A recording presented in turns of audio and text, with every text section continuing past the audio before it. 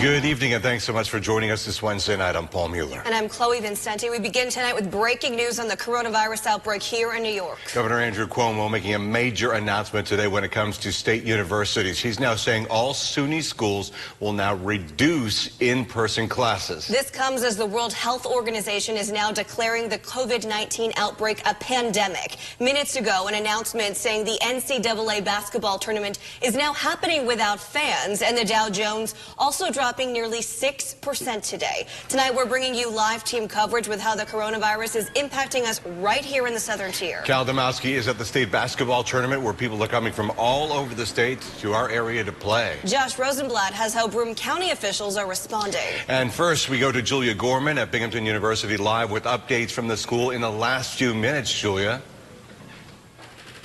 That's right, guys. I actually just stepped out of a press conference that's wrapping up right now behind me in the Cooper building here on campus. We just heard from President Harvey Stanger himself about what exactly the plan is moving forward here at Binghamton University. So here's what we know right now, finding out just minutes ago. By next Thursday and continuing until the end of the semester, all classes have to move online.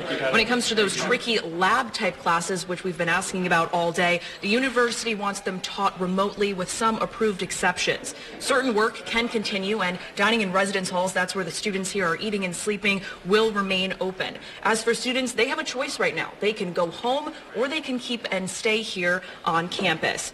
Now, as for next Thursday as well, no more audience members at sporting events, so no sort of crowds here at sporting events anymore. And as for graduation, a big question on the mind of a lot of seniors here on campus. A decision is going to come out by next Friday. That's March 20th. Staff are going to continue working as usual. Now, there's a lot more information that's developing right now, so we're going to continue to keep you updated. I also just spoke to students just a couple of minutes ago about their reaction to all of these changes really just unfolding rapidly. So I'll have that reaction for you coming up on 12 News at 5:30. For now, live in Vestal, Julia Gorman, 12 News. Cornell and Syracuse universities already announced yesterday they'll be turning to online classes after their spring breaks. Both schools say they're monitoring health and travel advisories. At Cornell tonight, the Ivy League school officials say they will cancel spring athletics for the rest of the academic year.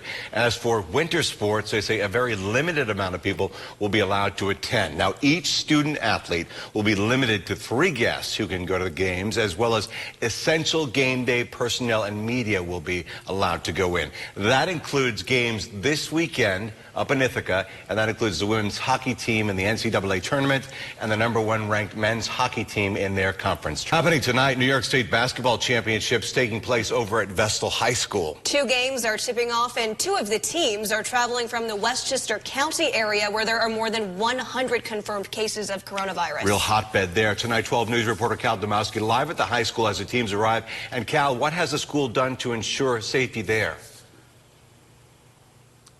Assistant Superintendent for the Vestal Central School District, Clifford Kaysen, told me the name of the game is safety, and here tonight they have extra staff to help ensure that health and safety.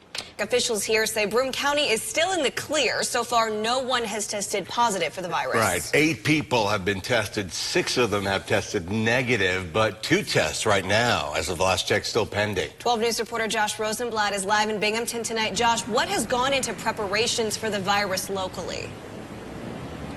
Well, guys, county officials told me they've been planning their response for more than a month. And if there's anything to be learned from hotspots, it's that preparations need to take place now before we have any confirmed cases. Broome County officials telling me this morning 8 people have been tested so far in the county for coronavirus, but none have tested positive so far. Of those 8 tests, 6 people have tested negative and 2 tests are still pending. Governor Andrew Cuomo announced Monday if anyone at a school tests positive for COVID-19, the school will be shut down for a minimum of 24 hours. And Broome County says it will be following the state's guidelines. That 24 hours is to allow the local health department to begin our investigation into who had contact with the case, who may have had an exposure, and begin our process. Anything further than that, we really would have to work with the school. While schools in hotspots such as Westchester County have closed for extended periods of time, health department officials said they will have to approach it on a case-by-case basis. Now, schools aren't the only places where large gatherings happen, so I'll tell you what Broome County is doing coming up at 5:30 in the case of a confirmed case. But for now, live in Binghamton, Josh Rosenblatt, 12 News.